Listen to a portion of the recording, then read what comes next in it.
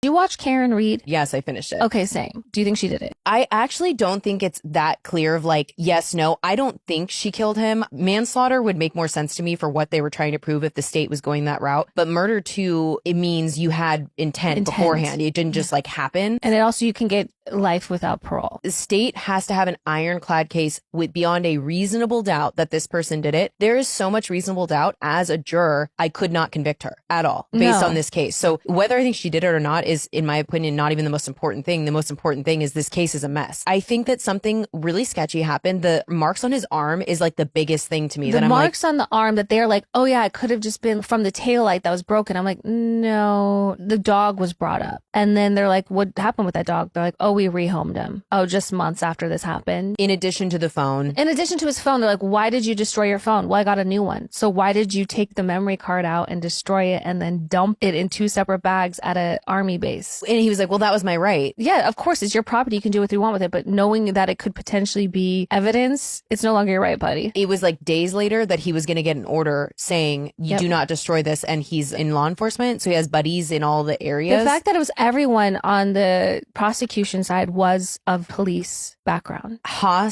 long does it take to die in the cold? Karen Read had reached out to the people who live in the house around like 5 or 6 a.m. At 2:37 in the morning, someone who wasn't Karen Read Googled how long does it take to die in the cold, but spelled HOS, Googled it and then deleted it and then did it again at 6:37 or something in the morning. And then she's like, yeah, well, Karen asked me to Google that. But they were like, you weren't with Karen at 2:37. Karen didn't know. Karen was still leaving him voicemails at 2:37 in the morning, which is she erratic? Yeah. Was she wasted and driving drunk? Yep. Do I think she probably has a drinking problem? Probably. Yeah. Do I think that she's volatile? Yeah. But when she was leaving him voicemails, I don't think someone that drunk is that good of an actor to be like, she's like, you're cheating on me. Where the are you? Yeah, it took to come up with that type of plan and to cover their tracks like that. They were blacked out. They were faced. I think he got in a fight. He said to Karen, I'm going in this house. She was like, make sure we're welcome. And then she's sitting in the car and he's not answering. So she leaves because he's like, he left me. So she's assuming he's cheating. I think a fight happened. I think the dog got involved. I don't think whoever was fighting him was trying to kill him. I think he left. Karen wasn't there. And then he was walking away, fell and hit his head in addition to his other injuries and died.